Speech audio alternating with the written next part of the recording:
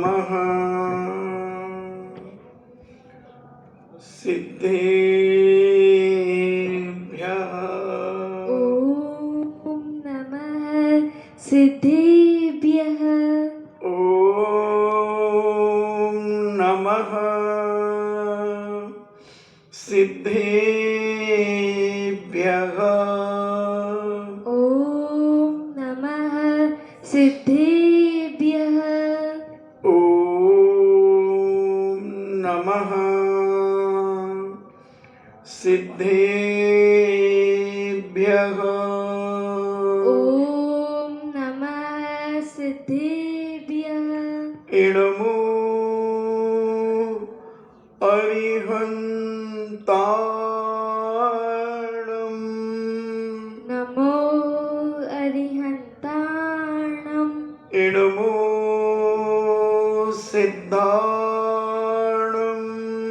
नमो सिद्धाणम्। इणमो आयर्याणम्। नमो आयर्याणम्। इणमो उमज्झायाणम्।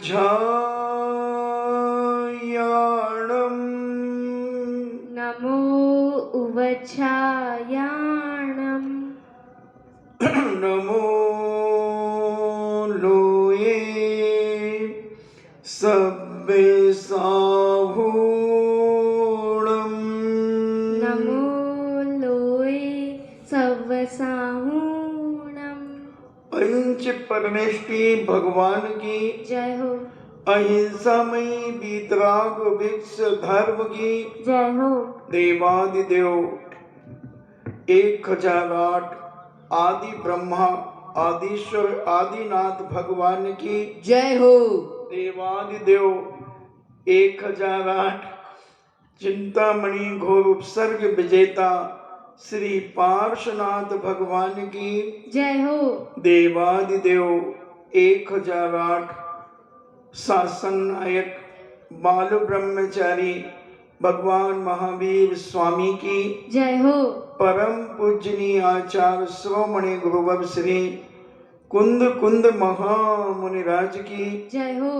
परम पूजनीय आचार्य शिरोमणि गुरुवर श्री विद्यासागर जी महामुनिराज की जय हो। परम पूजनीय निर्यापक श्रमण मुनि श्री सुधा सागर जी महाराज की जय हो। परम पूजनीय 3 कम 9 करोड़ महामुनिराजों की जय हो। तपोदय अतिशय क्षेत्र की जय हो। लक्ष्मी 105 गंभीर सागर जी महाराज की जय हो। चर्चा चल रही है कि जब कर्म उदय में आते हैं तो वह अपना फल दे करके जाते हैं, क्योंकि संसारी प्राणी अपने किए हुए कर्मों का फल भोगता ही है, भोगना ही पड़ता है। और वह जब कर्म उदय में आता है तो संसारी विचलित हो जाता है, मिथ्या दृष्टि घबरा जाता है। और जो सम्यक दृष्टि होता है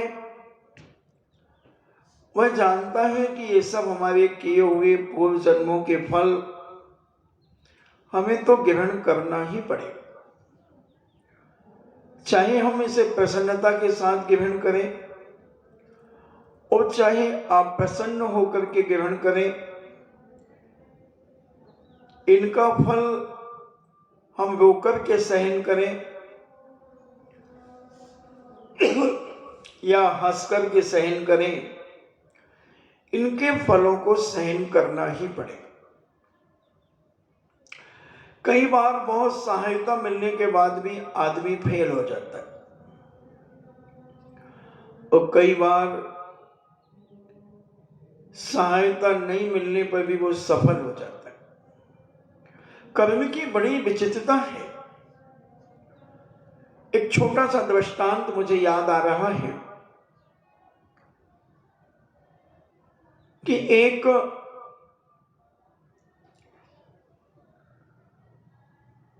साधु के रूप में यत्र तत्र भिक्षा मांग रहा था, और जिस रास्ते में वह भिक्षा मांग रहा था, जिन गली से जा रहा था भिक्षा के लिए, उसी गली से त्रिखंडापति नारायण पद पे विभूषित गोवर्धन को उठाने वाले, गोवर्धन पर्वत को उठाने वाले नारायण कृष्ण जी और गांडीव धनुष को धारण करने वाले पांडव पुत्र अर्जुन, दोनों मित्र थे और दोनों भी उसी गली से घूमते हुए जा रहे थे। अर्जुन ने देखा कि अरे ये साधु के पास तो कुछ भी नहीं है और ये साधु कहां दर दर की ठोकर मारता फिरेगा, ये तो परेशान हो जाएगा तापसी।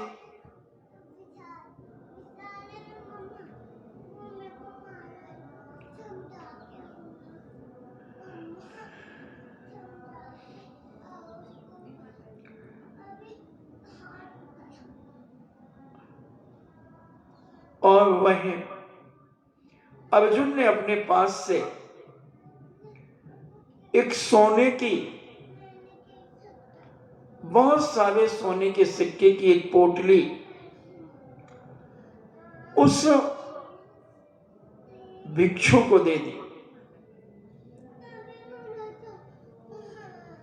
उस भिक्षु को दे दी और वह भिक्षु उन सिक्कों की थैली को पाकर बड़ा आनंदित हुआ। अब उसे सोचा कि बस अब जिंदगी का गुजारा हो जाएगा, इतना ही पर्याप्त है। वनवास में रहकर अपनी झोपड़ी में अपनी आजीविका चला लूंगा। साधु अपने हाथ में वह पोटली, अपना चमीटा, अपने वस्त्र और अपने हाथ में एक तुम्बी का कमंडल लिए हुए वापिस अपनी कुटिया की ओर जा रहा था। रास्ते में एक डाकू लुटेरा मिलता है और वह लुटेरा वो चमचमाती हुई मखमल की थैली जिसमें खन खन करते हुए सोने के सिक्के बच रहे थे, वो छीन करके भाग गया। थोड़ी देर के लिए पुण्य का उदय आया था, मगर उस पुण्य का भोग नहीं कर पाया। वह तापसी कहो, साधक कहो, साधु कहो, भोग नहीं कर पाया और छीन करके और पोटली और चोर लुटेरा ले गया। साधु के मन में बड़ी खिन्नता हुई, बहुत दुखी हुआ कि जैसे तैसे बरसों सालों के बाद मेरा पुण्य का उदय आया था, कर्म तीव्र उदय में अच्छे कर्म का उदय आया था, कि अब मुझे भिक्षा मांगने की जरूरत नहीं पड़ती। बड़े दयालु थे पांडव पुत्र अर्जुन, जो धनुर्धारी गांडीव धनुर को चलाने में कुशल थे। उन्होंने बड़ी कृपा की थी मेरे ऊपर और मुझे स्वर्ण सिक्कों से थैली दे दी। खैर, मेरे पाप का उदय था, मेरे कर्म का उदय था, वो थैली छिन गई, कोई बात नहीं। और साधु जाकर अपनी कुटिया में लेट गए। धर्मपत्नी पूछती है, अरे आज तो जल्दी आ गए, आज तो जल्दी आ गए और कुछ लेकर के भी नहीं आए। अरे भगवान, आज तो मैं इतना लेकर के आया था कि अपने जैसे 10, 20, 50 साधु साध्वी होते तो उन सबका जीवन अपन चला देते, चला देते सबका जीवन। मगर क्या करें, दुर्भाग्य है अपना, पाप का उदय है अपना, कि सब कुछ मिलते हुए भी लुट गए। सोने के सिक्के की थैली लुट गई। अब तो आज फांकी मारेंगे, कल देखूंगा, आज मेरा मन नहीं है पुनः भिक्षा मांगने के लिए। दूसरे दिन गया, थोड़ा सा कुछ मिल गया, फिर गया, अपने दोनों टाइम की व्यवस्था करते रहे। 8-15 दिन के बाद पुनः कृष्ण जी अपने सखा के साथ पुनः मिले। अर्जुन कहते हैं, अरे मैंने इस व्यक्ति को, इस भिक्षु को, इस तापसी को सोने के सिक्कों की थैली दी थी, ये कहां छोड़ दी इसने? पूछा, बाबा जी, बाबा जी, हमने तुमको स्वर्ण के सिक्कों की थैली दी थी, वो कहां है? हे महादानी अर्जुन, मेरा दुर्भाग्य है, मेरे पाप का उदय है, एक लुटेरे ने उन्हें छीन लिया। अच्छा, ये तो बहुत बुरा हुआ। और अर्जुन ने उसे एक मोती दिया, बड़ा कीमती मोती था। मोती समझो, रत्न समझो, वो दे दिया कि जाओ, इससे तुम्हारी जिंदगी का गुजारा हो जाएगा। अब तुम्हें दोबारा किसी दरवाजे पर जाने की जरूरत नहीं होगी, ये बहुत कीमती है। उस साधु ने, उस तापसी को हो, साधु को हो, भिक्षु को हो, वनवासी को हो, आश्रमवासी को हो, और वह गया तो कहता है, अब इसे कहां छुपाऊं? बहुत पुण्य के उदय से मुझे ये मिला है। छोटी सी झोपड़ी थी और उसकी जो धर्मपत्नी थी वह नदी में पानी भरने के लिए गई थी। एक पुराना मटका उसके यहाँ खाली पड़ा था। उसने सोचा कि इस खाली मटके में इस रत्न को अपन डाल देते हैं, मोती को हो, रत्न को हो, कीमती वस्तु रत्न था। उसने डाल दिया और ये विश्राम करने लगा। श्रीमती जिस मटके को लेकर के गई थी पानी भरने के लिए, वो मटका फूट गया। अब क्या करे बेचारी? फिर उसे ध्यान आया कि एक मटका पुराना पड़ा है, उस मटके को लेकर के आ जाती हूं, पानी तो चाहिए, पानी के बिना जीवन कैसा? घर गई और अपनी झोपड़ी में आई और देखा कि उसके पति आराम कर रहे हैं।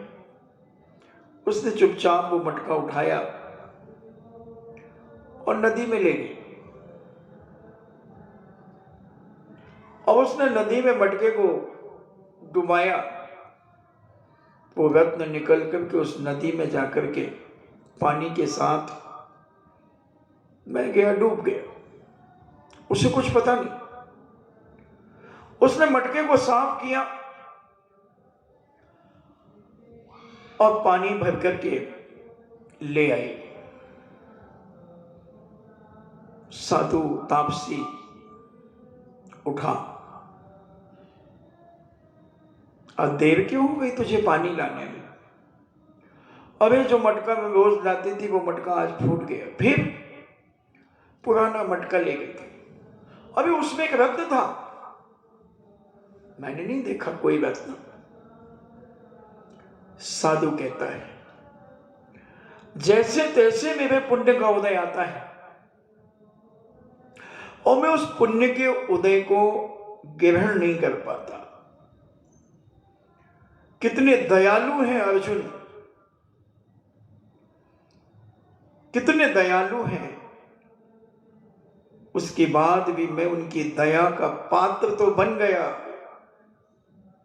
मगर उसको ग्रहण नहीं कर पाया। पहले उन्होंने मुझे सोने के सिक्कों की थैली दी। उस समय मैंने सोचा कि अब मेरी जिंदगी सदा के लिए खुशहाली से भर जाएगी और मैं अपने जीवन का अंत संतोष की सांस लेकर के करूंगा। मुझे कोई परेशानी नहीं होगी। मेरे अब पुण्य का उदय आ गया, मेरी अब साता का उदय आ गया। मगर वो चोर उचक्के डाकू ने मेरी सोने के सिक्के की थैली को देख लिया, लूट ले गया। मैं 2-4 दिन मन मार के रहा, पुनः भिक्षा के लिए गया, 2-4 दिन की आजीविका लाया, पुनः अर्जुन से टकराव हो गया। और अर्जुन ने जब मेरी दशा को यथावत देखा तो पूछा, बाबा जी क्या हुआ, तुम्हें कोई परिवर्तन नहीं? हमने तुम्हें सोने के सिक्के दिए थे। मैं बहुत लज्जित हुआ, मैं बहुत शर्मिंदा हुआ। क्या कहूं अपने कर्म की कहानी। आखिर अंत में मैंने कहा कि हे राजन, आपने तो अपनी कृपा दिखाई, आपकी दया मुझे फलीभूत नहीं हुई। क्यों? एक चोर उचक्के ने हमारी वो थैली छीन ली। अर्जुन को दया आ गई तो अर्जुन ने पुनः एक रत्न दे दिया। अब वो रत्न घड़े में रखने से तूने उसे नदी में बहा दिया।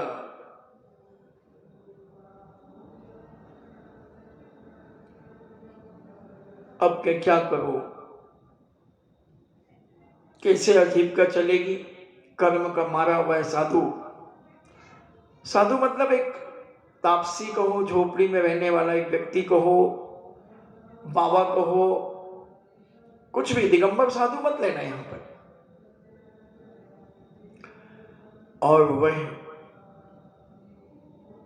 अपनी पत्नी को यह घटना सुनाई, अर्जुन को घटना सुना दी। कृष्ण जी मुस्कुरा गए। अर्जुन, जब तीव्र कर्म के उदय होते हैं तो बड़े बड़े संयोग भी निष्फल हो जाते हैं। कितना भी कोई संयोग कर दे, कितना भी संयोग कर दे, वो संयोग का फल प्राप्त नहीं कर पाता। आदमी की योग्यता देख करके भी ही सहयोग करना चाहिए। तुम तो इतने भावुक हो गए कि तुमने एक इस समान व्यक्ति को सोने के सिक्कों की थैली दे दी। पूछो इसको, इन्हें मजदूरी की केवल यहां से ले जाकर के रास्ते ही में छिल गई। तुमने रत्न दिया, ये अपनी झोपड़ी ले गया, मगर वो भी नदी में बह गया, क्योंकि इसने अपनी जिंदगी में कभी पुण्य के कार्य नहीं किए। इसलिए इसकी ये दशा ऐसी है। अगर ये कभी उपकार और पुण्य के कार्य करता, परोपकार के कार्य करता, तो इसके कर्मों का कुछ पुण्य का बंध भी होता। मगर कुछ जीव ऐसे ही होते हैं अर्जुन, कि जो अपनी रोटी कपड़ा और मकान की जिंदगी को जी करके अपना अंत कर लेते हैं। जैसे तैसे अपनी आजीविका चलाकर, कभी भूखे सोकर अपने दिनों को काट लेते हैं। इनकी जिंदगी में खुशहाली नहीं होती, इनकी जिंदगी में कभी आनंद नहीं होता। ये सदा उदास होकर के अपनी जिंदगी को जीते हैं, क्योंकि इन्हें ग्रहण करने की योग्यता ही नहीं है। इसलिए इनको ज्यादा देना भी नहीं चाहिए, क्योंकि इन्हें ज्यादा मिल जाए तो इतना जाते हैं। आप मजदूर को देख लो,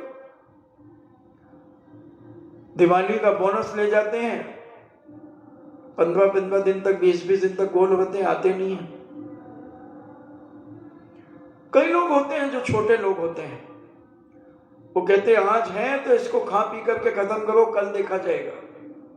जिसने पैदा किया वो कफन भी देगा, जिसने जन्म दिया वो कफन भी देगा। क्या फर्क पड़ता है? एक दिन भूखे रह जाएंगे तो क्या फर्क पड़ेगा? कोई बात। वो चिंता रहित होते हैं, मगर तुम ये मत समझ लेना कि वो बीतरागी होते हैं। सब कुछ होने के बाद भी अगर चिंता रहित रहता है आदमी, वो वैराग की ओर बढ़ने वाला होता है। सब कुछ प्राप्त होकर भी उसकी ग्रहण करने की इच्छा नहीं होती। 56 भोग सामने रखे हैं और दाल रोटी सब्जी खाकर के प्रसन्न हो जाता है। वो है त्याग, वो है राग देश से ऊपर उठने का प्रयास। बहुत बिरले लोग होते हैं अर्जुन, इसने अपनी जिंदगी में कभी पुण्य नहीं कमाया, इसलिए ये इसको तुम कितना भी दे दो, ये खाली का खाली रहेगा। मेरा तो सोच है कि इसे मात्र 2 पैसे दे देना चाहिए।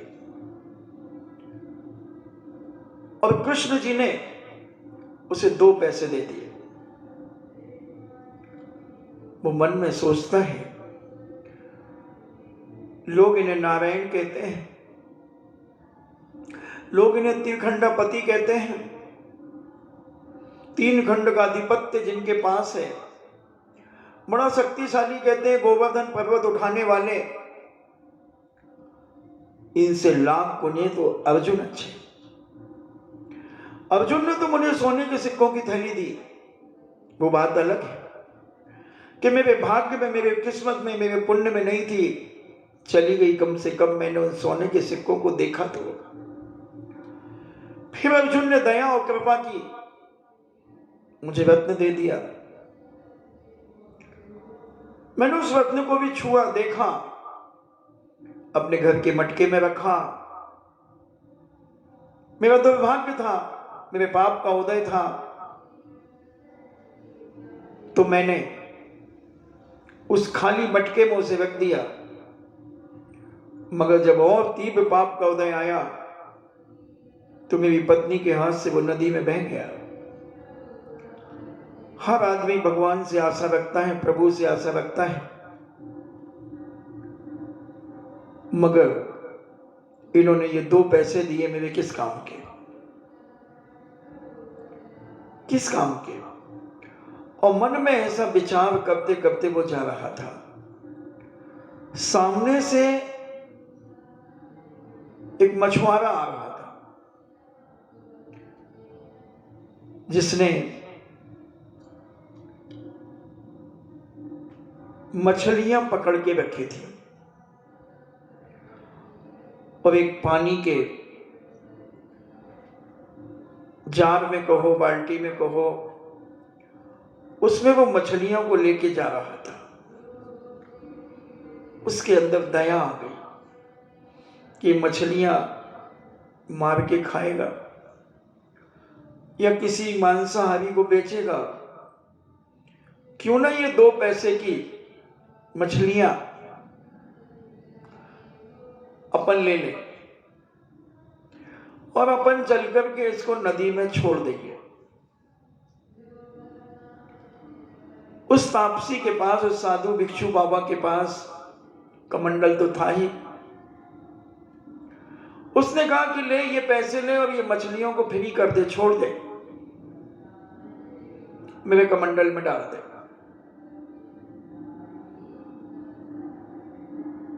और वो मछलियां बड़ी सुंदर रंग बिरंगी मछलियां भी थी उसमें। अब उसने कमंडल में मछलियां डलवा ली, पानी भी डाल दिया उसने थोड़ा। ना जाने क्या हुआ, क्योंकि आदमी जब उपकार करता है, जब दया और करुणा उसके अंदर आती है, तो पुण्य तो बढ़ता है, पुण्य बढ़ता है, लोगों से सहानुभूतियां मिलती हैं, लोगों से बड़ा आदर और सम्मान मिलता है। तो प्रकृति ने उसे कुछ ऐसा पुण्य का उदय आया कि उन्हीं मछलियों में से किसी एक मछली ने वो रत्न, कीड़ा या रत्न, मांस का टुकड़ा समझ करके उसने गटक लिया था। मगर उसके कंठ में वह चुभ रहा होगा, तो उसने उस साधु के कमंडल में उसे उगल दिया, उगल दिया। और साधु नदी की ओर जा रहा था, नदी तक पहुंचा और उसने एक एक मछली को हाथ में लेकर के छोड़ता गया और कहता गया, हे मछली रानी, अब किसी के जाल में मत फंसना, क्योंकि तुम प्यारी नदी और तालाब में भी सुंदर लगते हो। जाओ, भगवान तुम्हारा भला करे। और एक एक मछली को निकाल करके छोड़ता जा रहा था और यही भावना करता जा रहा था। जब अंतिम मछली बची तो उसने मछली को देखा तो उसे कुछ चमकता हुआ दिखा। उसने कहा, अरे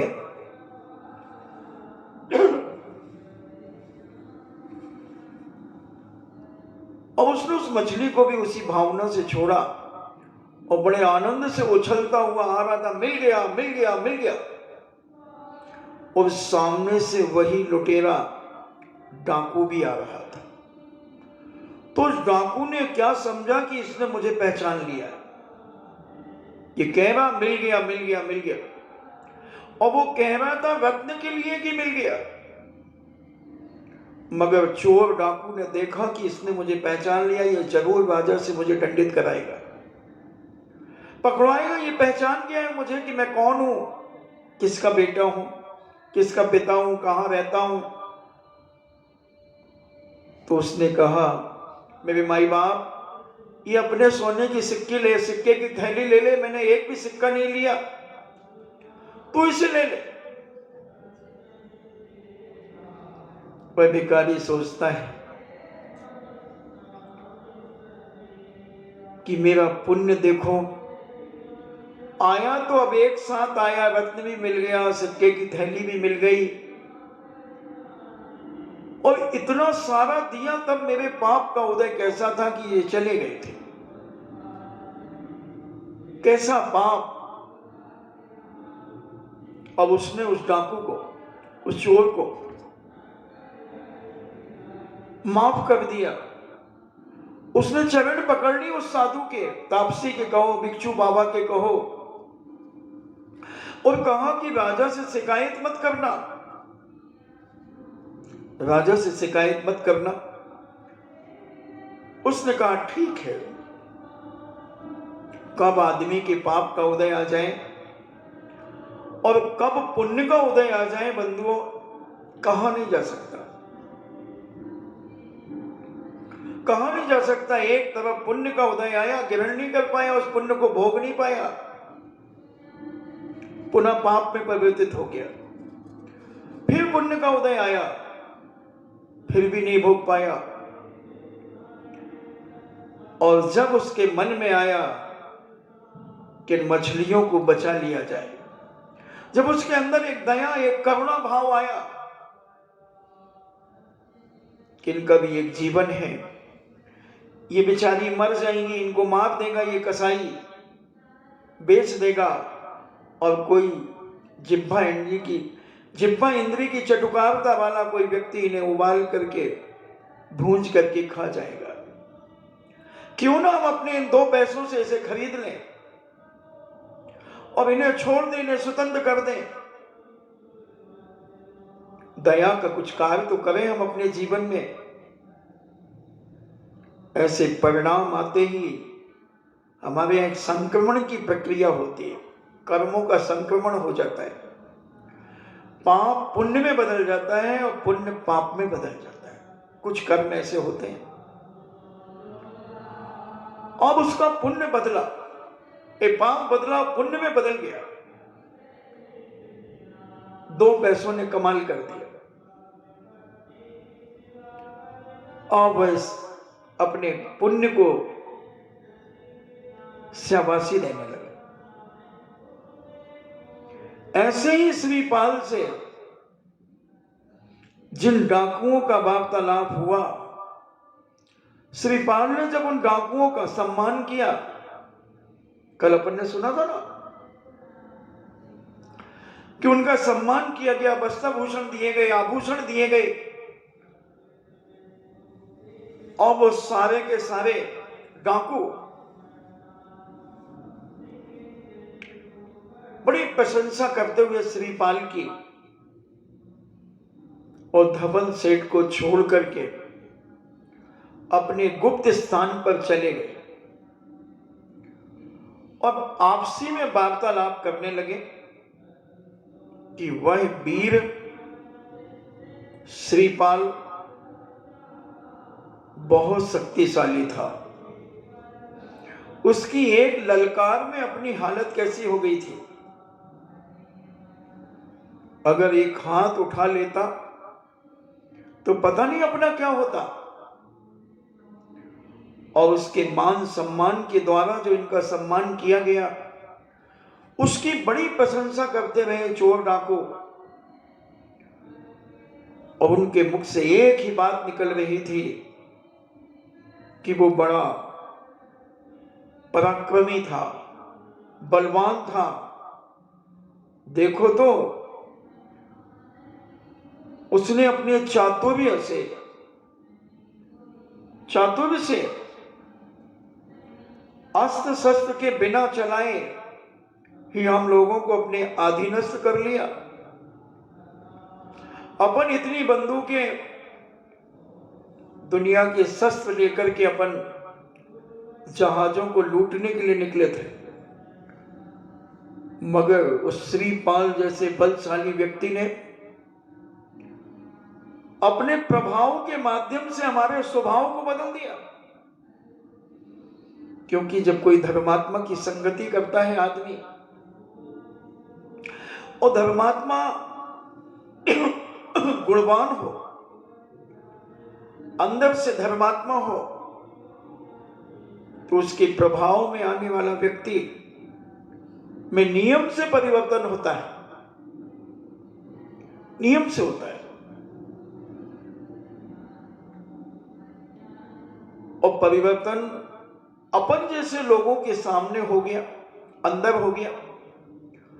अब उसने अपना इतना, अपन ने लूटपाट करने का विचार बनाने के बावजूद, राजा को बंदी, सेठ को बंदी बनाने के बावजूद भी अपन को माफ कर दिया, अपन को छोड़ दिया। बहुत उपकारी है वो आदमी। और सबसे बड़ी बात तो ये देखो कि उसने हमें थानेदार के हाथों में नहीं दिया, हमसे प्रेम पूर्वक वार्तालाप करके और हमें सम्मानित कर दिया और कहा कि कोई बात नहीं, गलतियां तो होती हैं। कल अपन ने सुना था इसके बारे में लास्ट में। और सारे डाकू उससे इतने प्रसन्न हो गए और वस्त्राभूषण लेकर बार बार उसकी प्रशंसा कर रहे हैं। हम लोगों ने कितने ही डाके मारे होंगे, कितने ही लोगों से मुठभेड़ की होगी, किंतु आज तक श्रीपाल जैसे उदार मना पुरुष को हम लोगों ने नहीं देखा कि जिसको हम लूट रहे हो, जिसको हम जान से मारने की कोशिश कर रहे हो, और वो हमारा सम्मान कर रहा है। गजब हो गया। कौन कह रहा है? ये डाकू लोग कह रहे हैं। डाकू आपसी में वार्तालाप कर रहे हैं। इसने पूर्व जन्म में अवश्य ही उत्तम तप किया होगा। क्षमा करने वाला कोई मामूली आदमी नहीं होता बंधुओं, बहुत भारी आदमी होता है। कई जन्मों का पुण्यात्मा होता है, कई जन्मों का त्याग तपस्या करने वाला होता है, जब भी उसके अंदर निर्मल और पवित्र परिणाम आते हैं। डर के मारे नहीं, काहे को मत समझ लेना तुम धर्मात्मा को। अगर तुम्हारे मन में आ रहा हो कि डर के कारण कोई किसी को क्षमा कर दे, तो वो क्षमा नहीं है। सब कुछ तुम्हारे पास प्रभाव है, ताकत है, बलवान है, फिर भी तुमने सामने वाले को माफ कर दिया। सारी गलतियां उसकी थी मगर तुमने माफ कर दिया। जैसे श्रीपाल ने उन चोर डाकू दस्युओं को माफ कर दिया, तो सारे चोर डाकू जो थे वो क्या आपसी में वार्तालाप कर रहे हैं कि वो श्रीपाल जो बलशाली बलवान थे, पूर्व जन्म में उन्होंने नियम से तपस्या की होगी, तब किया होगा, त्याग किया होगा, और सत पात्रों को दान भी दिया होगा। अन्यथा ऐसे उत्तोत्तम गुण कैसे प्राप्त हो सकते हैं? साधु संगति, साधु के साथ रहना और संगति में परिवर्तन न आया तो हम साधु के साथ नहीं रहे, केवल हमने एक अपना समय व्यतीत किया है। चोर भी जानते थे कि साधुओं की संगति से आदमी का जीवन में परिवर्तन आता है। अब वो चोर ये वार्तालाप कर रहे हैं कि श्रीपाल हमारे साथ बड़ा उपकार किया। श्रीपाल ने अगर चाहता तो हम सारे डाकुओं को मौत के घाट उतार देता, एक एक को उठा करके समुद्र में फेंक देता। अब उसके लिए तो एक हाथ से, एक लाश से एक एक को चार चार को फेंकता, एक साथ चार को फेंकता, यूं पकड़ता और यूं फेंक देता, यूं पकड़ता यूं फेंकता, एक लाश से उछका देता। इतना बलशाली था। वर्तमान में भी अपन देखते हैं, एक ब्रूस ली हुआ है जो मार्शल आर्ट में मास्टर था। 10-10, 20-20 लोग उसके सामने आ जाते थे और वो हथियार भी लिए रहते थे, मगर ब्रूस ली अकेला उनको निपटा देता था। इतनी फुर्ती थी उसके अंदर, इतनी फुर्ती थी, गजब। अभी कुछ साल पहले मरा है, 32 साल की उम्र में मर गया।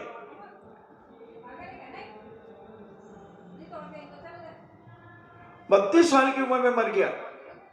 क्योंकि कोई मानसिक बीमारी हो गई थी, कुछ ड्रग्स वगैरह लेने लगा था, मर गया। मगर उसकी फुर्ती, वो ऊपर फ्लाइंग किक मारता था, उड़ के मारता था, नीचे तो आते ही नहीं, उचक उचक करके मार के और फिर ऊपर उचकता था।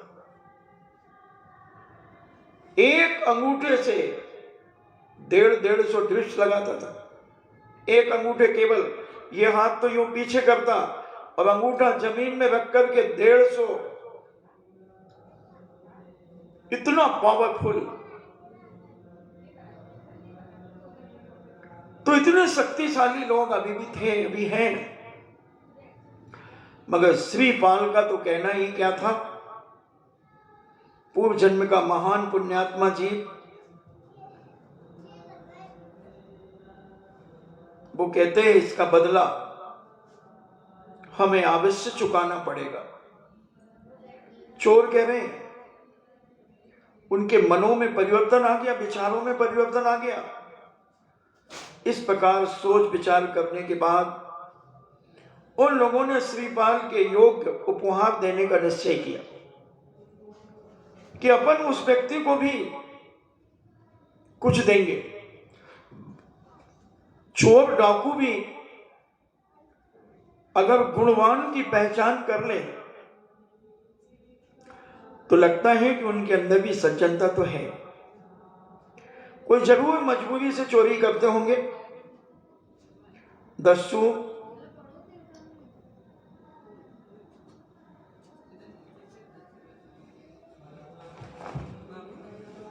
सात जल जहाजों को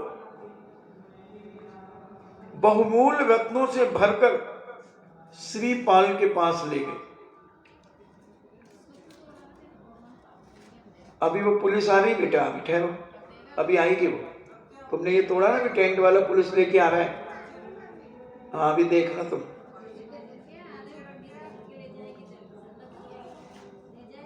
और वह जो उन डाकुओं ने रत्न लूटे थे, चुराए थे, वो सारे इकट्ठे किए और 7 जहाजों में भरे, क्योंकि उनका काम ही था व्यापारियों को लूटना। और 7 जहाज रत्न लेकर वो सारे डाकू श्रीपाल को भेंट करने के लिए आ गए और कहा कि बहुमूल्य रत्नों से भरे हुए 7 जहाज आपके श्री चरणों में हम भेंट करना चाहते हैं।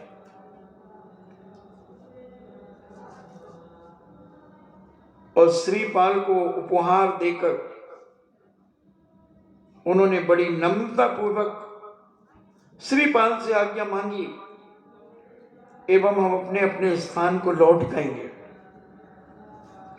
यह सब श्रीपाल के पुण्य का ही फल था।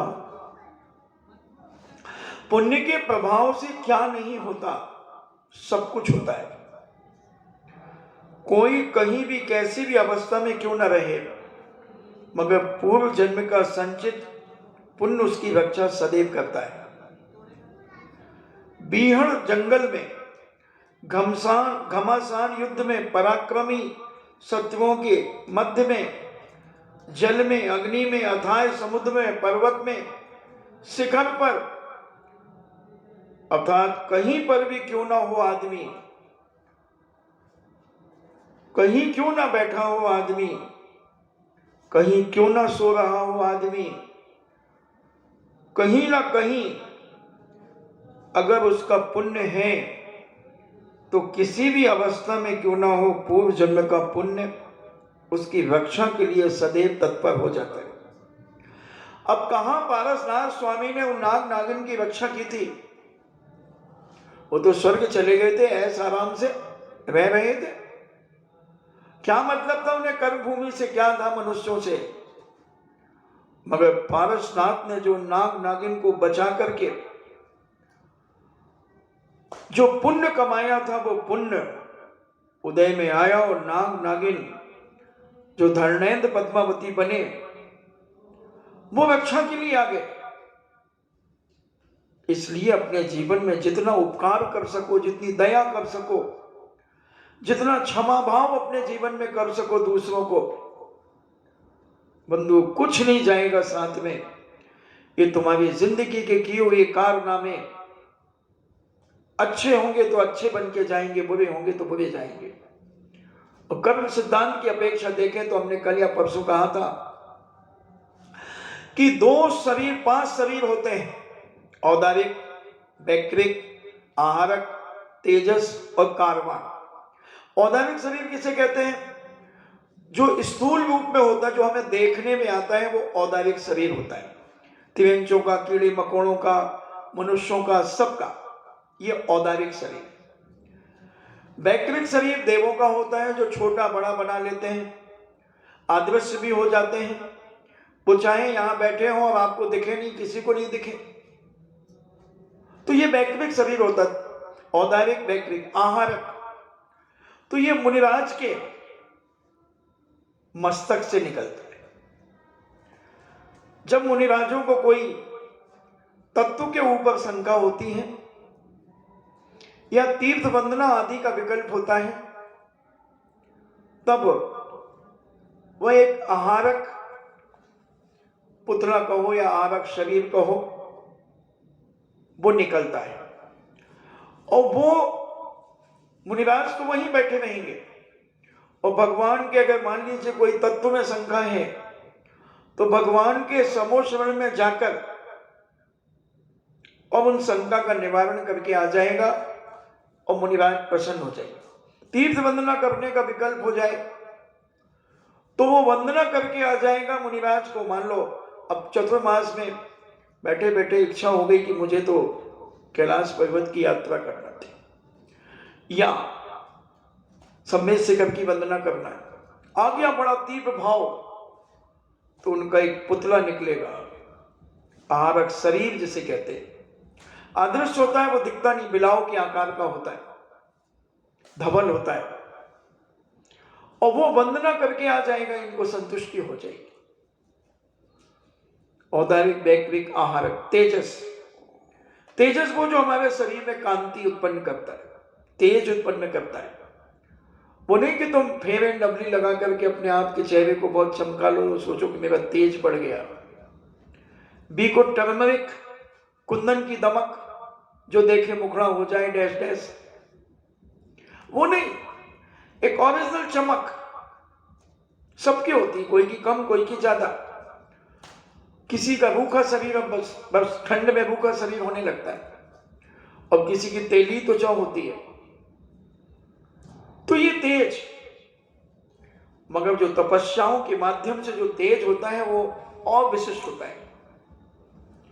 तो ऐसा ये तेजस शरीर।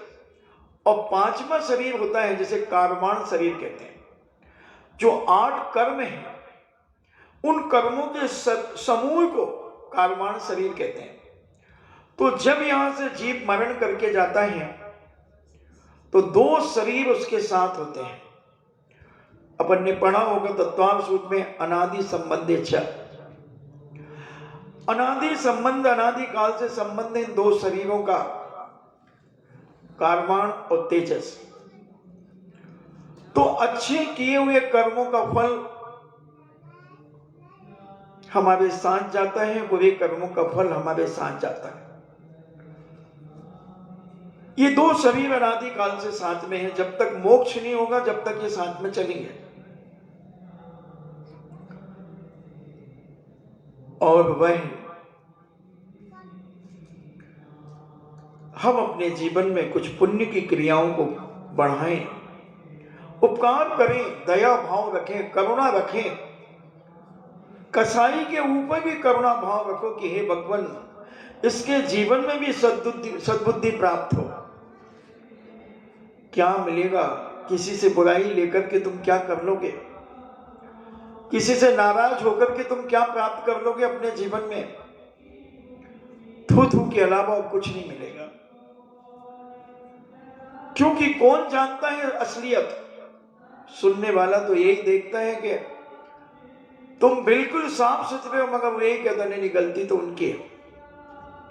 क्योंकि उसको तो अधूरा मालूम है, उसे पुराना तो कुछ मालूम ही नहीं है।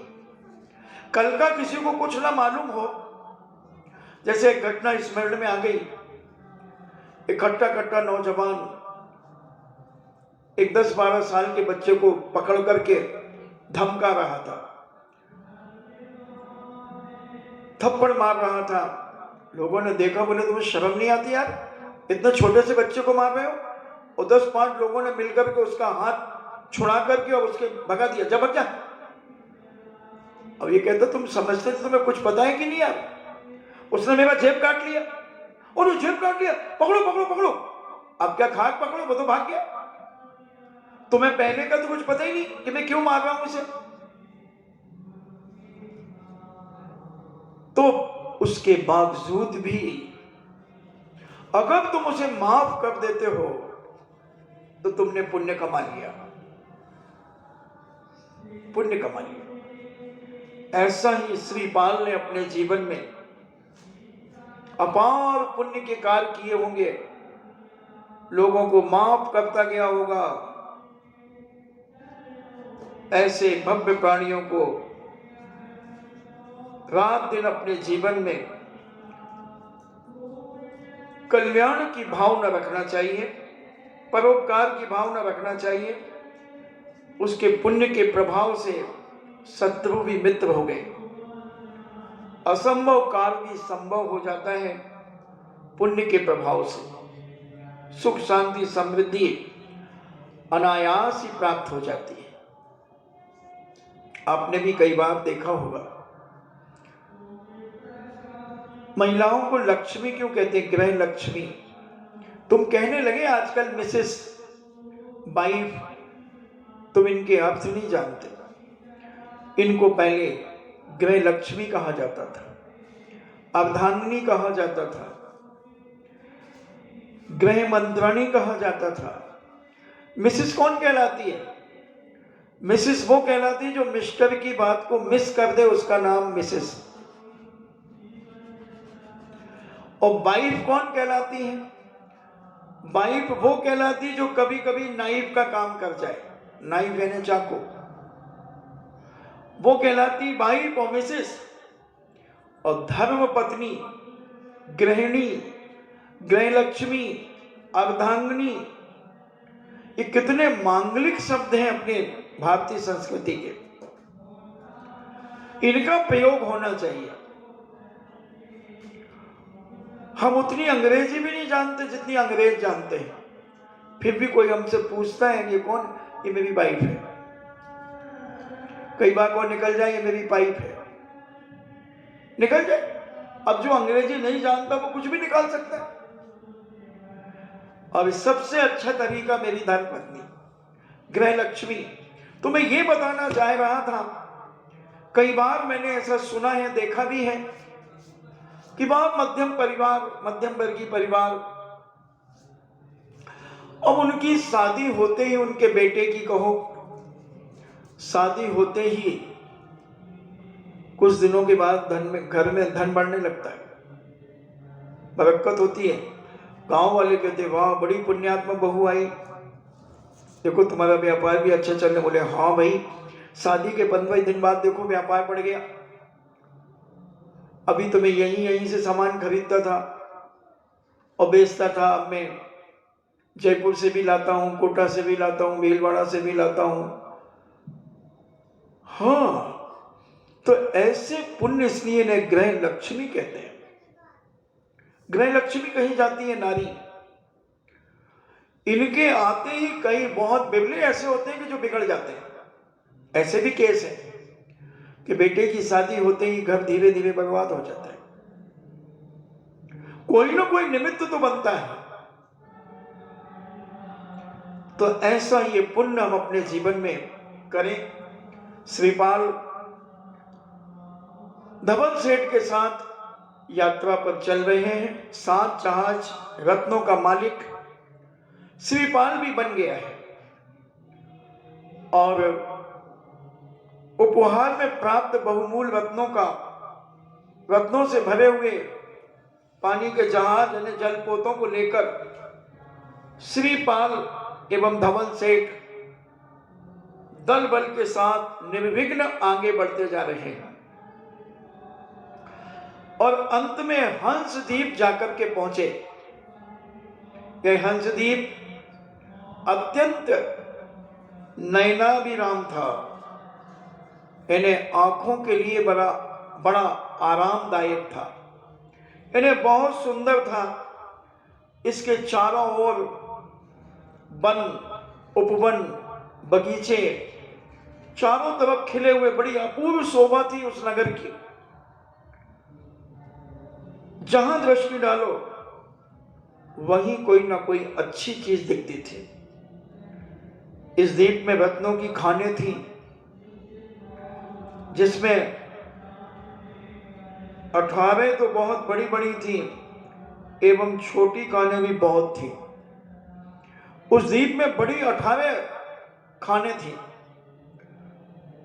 और छोटों की तो कोई गिनती नहीं थी। जैसे बड़ी बड़ी माइंसें बिजोलिया में कुछ लोगों की हैं, मगर छोटी छोटी बहुत सारे लोगों की हैं। ऐसे वहां रत्नों की खाने थी, माइंस थी। वहां गजमोती अधिक मात्रा में मिलते थे। स्वर्ण एवं चांदी की अनेक खाने थी। वहां की अपार विभूति को देखकर आंखों में सहज ही स्वयं विश्वास नहीं होता था। वहां चंदन वृक्षों का विशाल वन था। चंदन की मधुर मनमोहक सुगंधी से पूरा नगर मंद मंद मलयानिल प्रभावित होता रहता था। सबके चित्त में एक अपूर्व उमंग और संचार बना रहता था। वहां के प्राणियों के मस्तक में विचित्र प्रकार की उत्तेजना सी जागृत कर देती थी। हंसद्वीप में किसी ऐश्वर्य का अभाव नहीं था। इन्हें हर प्रकार की सुख सुविधाओं से संपन्न वह हंसद्वीप नगर था। वहां के लोग, वहां के नागरिक, वहां की माताएं बहनें, भाई बहन, बालक बालिकाएं, सब के मकान राजपथ पर पंक्तिबद्ध बने हुए थे, बिल्कुल व्यवस्थित। ऐसा नहीं कि किसी का चबूतरा 1 फुट आगे हो गया, किसी का 2 फुट पीछे घुस गया, ऐसा नहीं। छोटी छोटी गलियां नहीं थी, बड़ी बड़ी विशाल गलियां, दोनों तरफ बहुत पंक्तिबद्ध सुंदर मकान बने हुए थे। ऐसा नहीं कि किसी के घर में नीला पुता है, उधर से छपाई गिर रही है, तो किसी के छत की दीवार पर हरा कलर पुता है, ऐसा कुछ नहीं। सब एक से बहुत सुंदर मकान थे।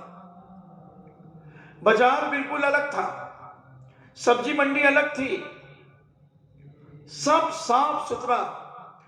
सुअर सूकर आदि कोई वहां नजर नहीं आते थे, उनके स्थान अलग थे।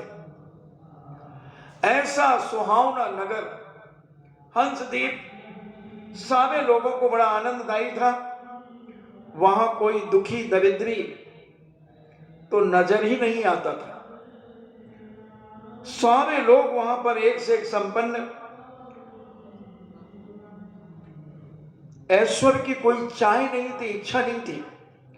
अगर सब जगह करोड़पति एक साथ रहने लगे, जिसे रिच कॉलोनी कहते हैं, तो वहां क्या लोभ, क्या तृष्णा, सब सामान। जैसे झुग्गी झोपड़ी वाले एक साथ रहते हैं, उसमें कौन में अहंकार और कौन में क्या रहता है, सब बराबर रहते हैं।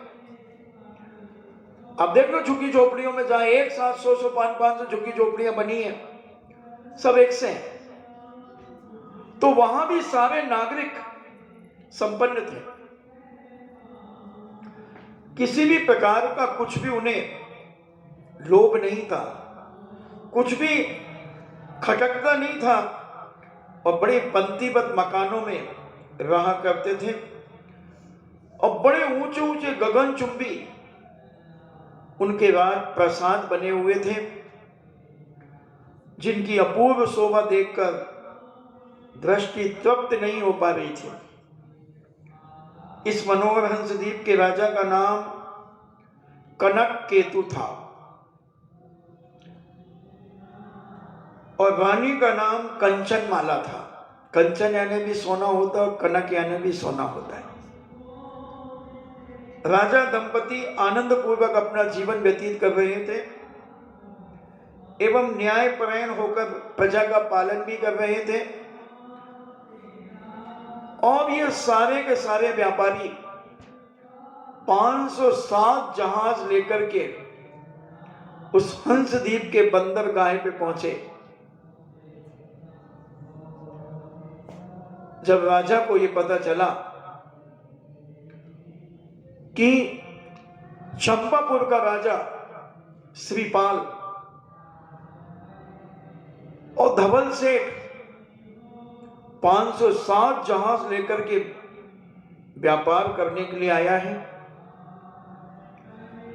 तो राजा ने अपने मंत्रियों से कहा कि अपना माल बहुत खपेगा, चलो क्यों ना उनका स्वागत के लिए चलते हैं।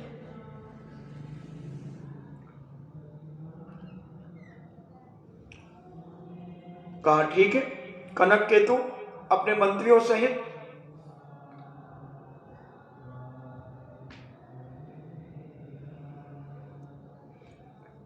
चले और बड़ी आओ भगत की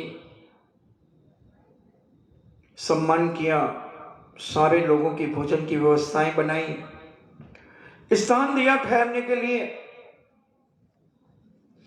और उन सारे लोगों में सबसे ज्यादा प्रभावशाली तो श्रीपाल ही दिख रहे थे। उनका तेज, उनका वक्षस्थल, उनके शरीर की बलिष्ठता,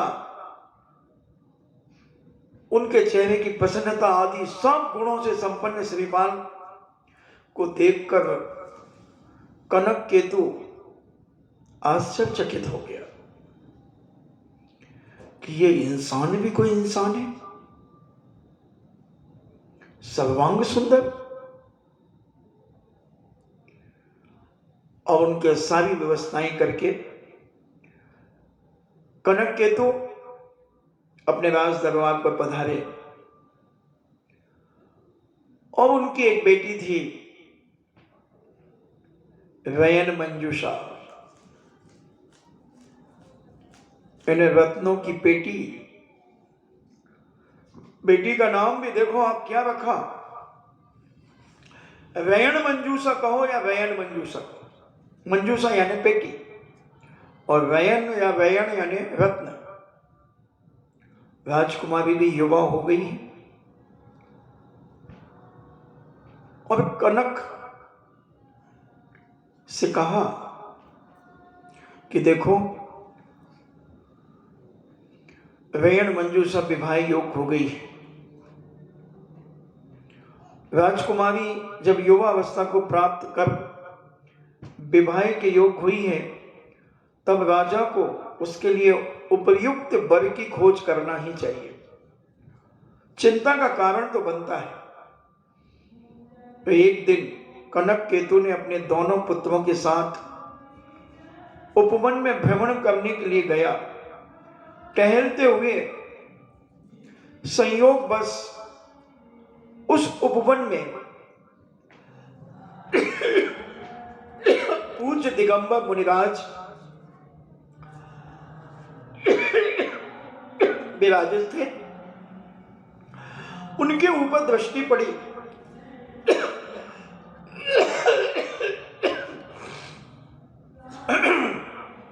और अपने बेटे राजकुमारों से कहा कि बेटे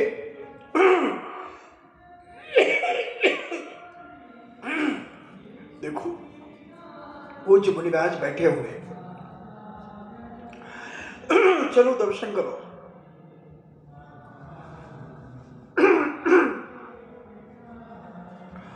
और वो मुनिराज के पास गए, बड़ी श्रद्धा भक्ति से मुनिराज को उन्होंने प्रणाम किया। मुनिराज तो मेरू के समान अडिग स्थिर होकर के विराजमान थे। राजा कनक केतु अब दोनों बेटे ने तीनों मिलकर के पूज्य मुनिराज के चरणों में बैठ गए और कल्याण की दृष्टि से मुनिराज को निहारने लगे कि अगर कोई कल्याण करेगा तो यही मुनिराज करेंगे और कोई भी हमारा कल्याण इस दुनिया में नहीं कर सकता। ऐसी भावना लेकर नम्रता से हाथ जोड़कर के, हे जगत पूज्य, करुणा रूपी जल से परिपूर्ण सागर हैं आप, दुर्बुद्धि के नाशक हैं, ज्ञान की ज्योति के प्रकाशक हैं, प्रखर सूर्य हैं, कल्याण मार्ग के दृष्टा हैं, हम सब जीवों के परम उपकारी हैं, हम सब जीवों के आश्रयदाता आप ही हैं एवं हम आपके हित चिंतक हैं। हे देव, मेरे हृदय में एक चिंता उत्पन्न हुई है एवं उसका निराकरण आपके मुखारविंद से हो जाए तो हम अपना सौभाग्य मानेंगे। हे भगवान, मेरी एक पुत्री है जिसका नाम रयन मंजूषा है, विवाह योग्य हो गई है, इसलिए मेरी चिंता दिन प्रतिदिन बढ़ती जा रही है कि उसका योग्य पति कौन होगा। संयोग बस आज आपके दर्शन हो गए, इसलिए मुझे आशा ही नहीं, पूर्ण विश्वास है कि आप मेरी इस चिंता को दूर करेंगे। आप भी मेरे ऊपर कृपा कर एवं मुझे यह बताने का कष्ट करें कि मेरा योग्य जमाता कौन होगा। मुनि महाराज संपूर्ण शास्त्रों के पाठी थे तथा अपने अवधि ज्ञान के माध्यम से उन्होंने अवधि ज्ञान के माध्यम से विचार किया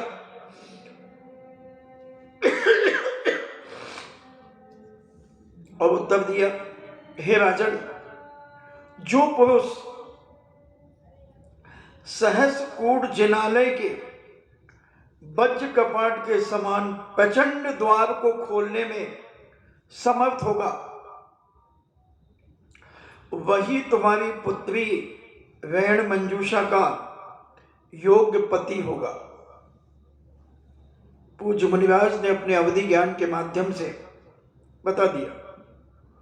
राजमहल में आकर उन्होंने अपने सेवकों को बुलवाया एवं उन्हें सहस्रकूट जिनालय के द्वार पर जाकर दिन रात पहरा देने के लिए आदेश दे दिया। उन्हें यह भी निर्देश दिया कि जब भी कोई पुरुष आकर इस श्री जिनालय सहस्रकूट जिन चैत्यालय के उस वज्र कपाट को खोल दे, तब उस वीर शिरोमणि का यथायोग सत्कार करें एवं शीघ्र इस घटना की खबर राजा को भिजवा दे। राजा की आज्ञा सुनकर द्वारपाल वहां पर पहुंच गए एवं पहरा देना शुरू कर दिया।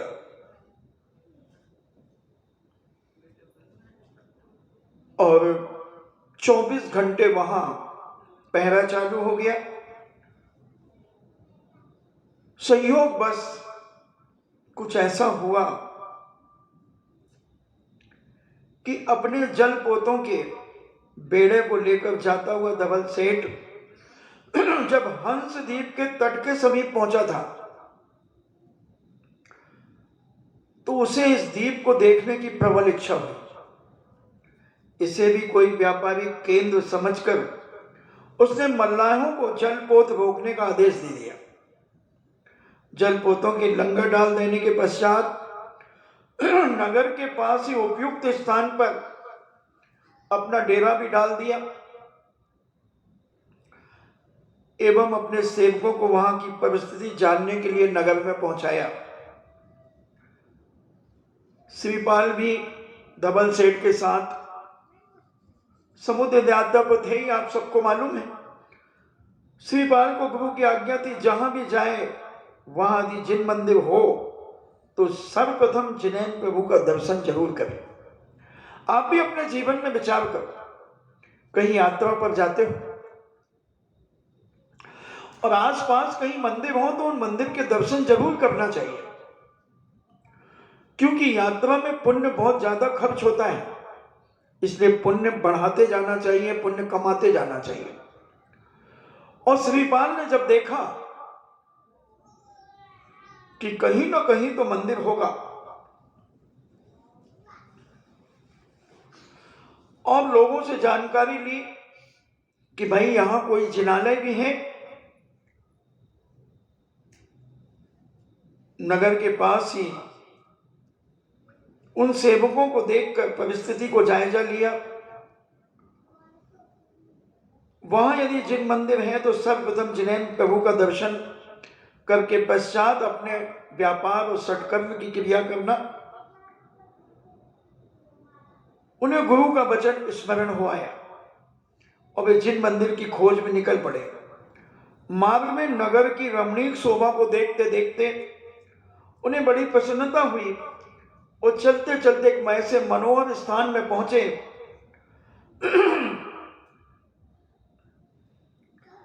ऐसे मनोहर स्थान में पहुंचे जहां एक बहुत ऊंचा सुवर्णमय जिन मंदिर बना हुआ था। सोने का मंदिर बहुत विशाल बना हुआ था।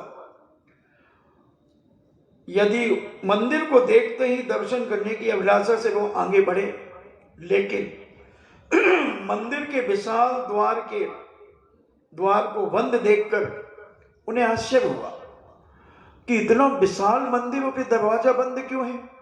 कोरोना तो है नहीं कि कोरोना हो तो मंदिर के दरवाजे बंद कर दिए जाए, आखिर बंद क्यों है? दर्शन करने की अभिलाषा और तीव्र हो गई। इसका निर्माण शक्ति परीक्षा के लिए कराया गया है। इसके द्वार बड़े वज्र के बने हुए हैं। कितने योद्धा शूरवीर आए परंतु इन्हें कोई खोल ना सका। उन पहरेदारों ने उनसे कहा कि हे वीर पुरुष, यह जो जिनालय बना हुआ है ये सहस्रकूट जिनालय है और इसका इतना विशाल जिनालय, इसके इतने बड़े बड़े दरवाजे, ये शक्ति परीक्षण के लिए नहीं, ये देवों के द्वारा इसके दरवाजे बंद कर दिए गए। किवाड़ों में किसी प्रकार का दोष नहीं है, किंतु यह निश्चित है कि उन्हें खोलने के लिए अपना बल लगाया जाए। परंतु अंत में निराश होकर वे वापस चले गए। द्वारपालों की बातों को सुनकर श्रीपाल मन ही मन मुस्कुराए। उन्होंने कार्य सिद्धि के लिए मन ही मन में सिद्ध चक्र मंडल विधान की आराधना की। तदनंतर किवाड़ों को खोलने के लिए श्रीपाल ने ज्यों ही अपना हाथ लगाया त्यों ही प्रचंड ध्वनि के साथ कड़कड़ करते हुए दरवाजा खुल गया।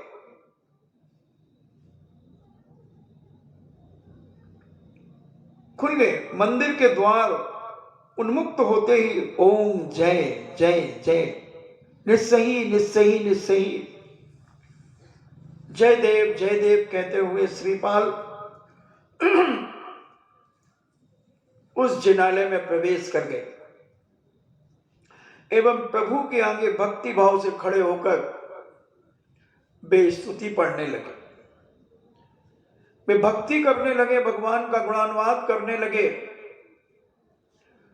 और तुम तो मंदिर में घुसते ही कोई सहेली मिल जाए तो बातें करने लगे।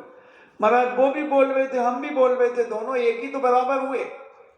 वो कुछ बोल रहे थे, हम कुछ बोल रहे थे, शब्दों का प्रयोग तो दोनों कर रहे थे। हमारा मोबाइल आ जाए तो हम अपनी सखी से बात करने लगते हैं।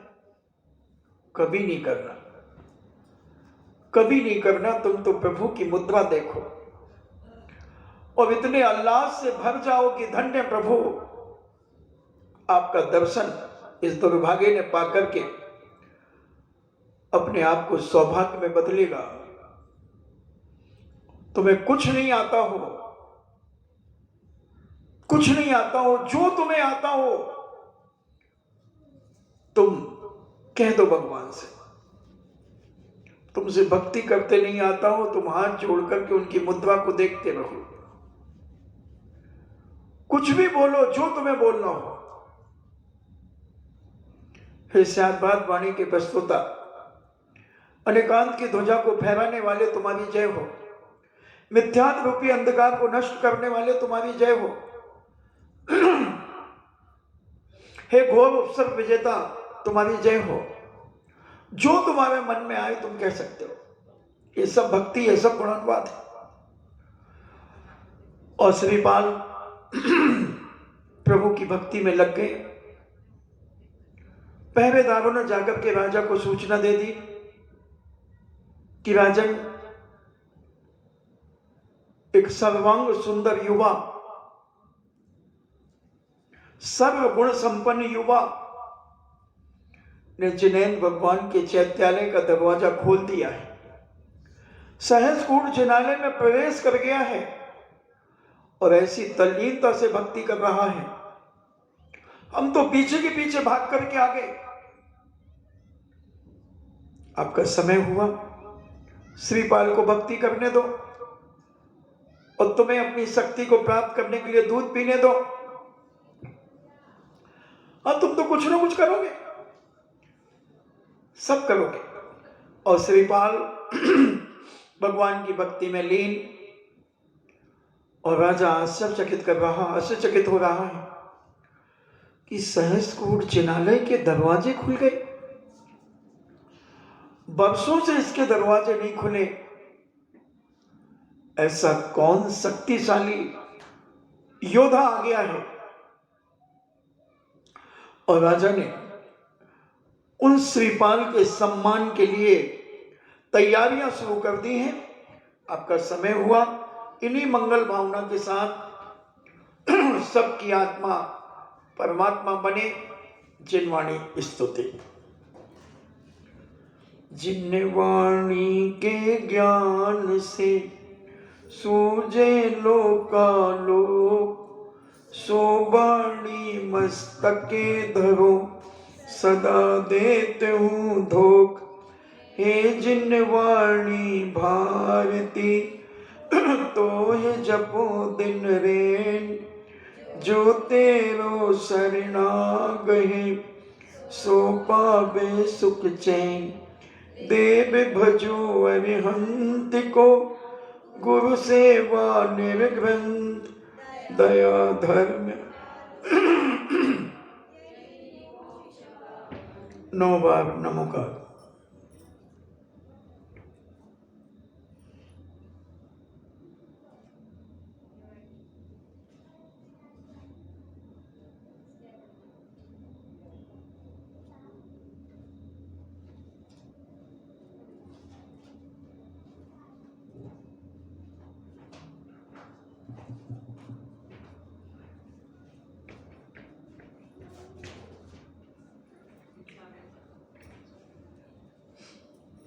परम पूजनी द्वादशांग जिनवाणी माता की। सुत देवता, सुत देवता, सुत देवता। जैनम जेतु शासनम, जैनम जेतु शासनम, जैनम जेतु शासनम।